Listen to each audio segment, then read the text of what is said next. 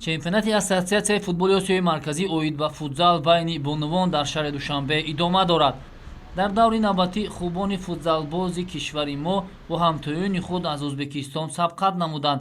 мавриди зикр аст ки аз ибтидо мунтахаби кишвари мо дар ин чемпионат муддаии асосӣ барои пирӯзӣ дониста намешуд ва яке аз ҳадафҳои асосии роҳандозӣ намудани чунин чорабинии муҳими варзишӣ пеш аз ҳама ҷалби духтарон ба футбол ё худ футзал, истифодаи самараноки иншоотҳои ба тозагӣ бунёдшуда дар кишвар, муаррифии онҳо барои шаҳрвандони кишварҳои дигари қорра ва ҳамзамон касби таҷриба дар самти ташкилу баргузории чунин мусобиқаҳои сатҳи баланд мебошад. бояд гуфт ки ин аввалин чемпионат нест ки ассоатсиясияи футболи осиёи марказӣ онро дар тоҷикистон доир мекунад.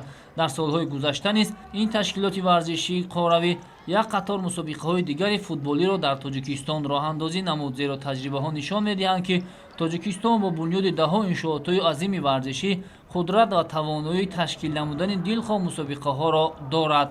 баъд аз фароҳам овардани чунин шароитҳо моро зарур аст ки барои кашфи истеъдодҳои нав тарбия намудани футзалбозон аз байни бонувон ва бадин васила баландбардоштани сатҳу сифати футболи толорӣ дар мамлакат таваҷҷӯҳи бештар равона созем. маҷмӯаҳои навбунёд дар кишвар имрӯзҳо на танҳо барои як риштаи варзиш, балки барои роҳандозии як қатор намудҳо сохта ба истифода дода шудааст ва бори аввал дар ин иншооти варзишӣ аз рӯи футзал мусобиқа гузаронида мешавад. мавриди зикр аст ки ассоатсиясияи футболи осиёи марказӣ дар соли 2022 низ мақсад дорад то барои ташкили як қатор мусобиқаҳо камари ҳиммат бандад ки аксари онҳоро тоҷикистон мизбонӣ хоҳад кард. футзалбозбонувони мо дар ин вохӯрӣ низ бо ҳисоби калон бохтанд, аммо ин омил боис мешавад ки масъулини футзали мамлакат барои рушду тақвият бахшидани тими миллии футзали занона зиёд кор кунанд ва дар оянда дастаро ба як тими пурқуввати қорра табдил диҳанд. бояд гуфт ки ба ҷуз аз тими миллии Эрон дигар мунтахабҳо ҳаятҳои худро аз ҳисоби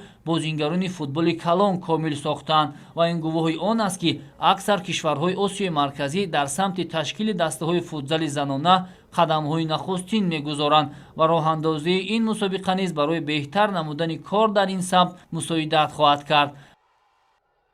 назар ба бозии пештара имрӯз хеле хуб бозӣ доранд духтаро. мо бояд як чиз ба назар биёрем ки мо духтарон футзал бозӣ намекунанд. ин духтарҳое ки шумо мебинед дар футболи калон бозӣ мекунанд ва аз футболи калон ба футзал гузаштан хеле душвор аст ва дидем ки назар ба бозии пештара имрӯз хеле хуб бозӣ карда истоданд. агар духтарони мо дар давоми сол ду-се мусобиқае ки дар футзал шавад иштирок кунанд ва онҳо сабуктар мешавад, леки вақте ки дар майдони алафӣ бозӣ мекунанд ва ба фикрам шумо гуфтед футзалбози касбӣ мо надорем духтаро. Майдан футзал бозӣ кардааст ва дар майдони сунӣ бозӣ кардагианд. дар давни толор бозӣ кардаг нестанд ба фикрам. ва агар дар давоми сол 3-4 мусобиқа байни духтарон бонувон бошад ки футзал бозӣ кунанд, хеле пештар мешавад ва бозиашон хубтар мешавад. Если сравнивать игру девочек с первым туром, то изменения небольшие, но есть, конечно. Прибавилась самоотдача, борьба такая, знаете, уже более такая разумная. Но адаптацию они определенную с каждой игры, к сожалению, адаптируются с играми. Я чуть-чуть все равно скажу, что футзал — это специфика, она другая, и 10 дней та подготовка учебно-тренировочных сборов, где это очень маленькое количество дней, и потому как девчонки выкладываются, можно сказать, что они выходят с боевым настроем и пытаются делать все, что они могут.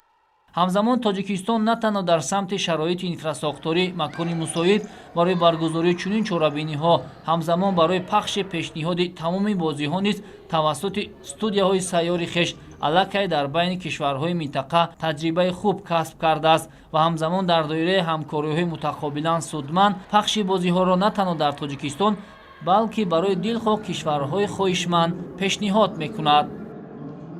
Сегодня мы сыграли с командой сборной Таджикистана. Вчерашняя игра была чуть поудачливее. Сегодня соперник оказал нам огромное сопротивление. Кроме этого, мы дали отдохнуть некоторым своим ключевым игрокам, так как у них есть микротравмы. А А так, по счету, я думаю, закономерно мы забили свои моменты. И сборная Таджикистана также постаралась в защите хорошо строить свою защиту. Я думаю, счет сегодняшний закономерный. Девочки учли тот горький опыт, который был в прошлой игре, и сегодня уже они играли более в командную игру и на всех участках поля вели борьбу. Были хорошие моменты у нас в том числе, но опять же одна и та же боль, нет реализации. Что касается наших соперников, они реализовали свои моменты.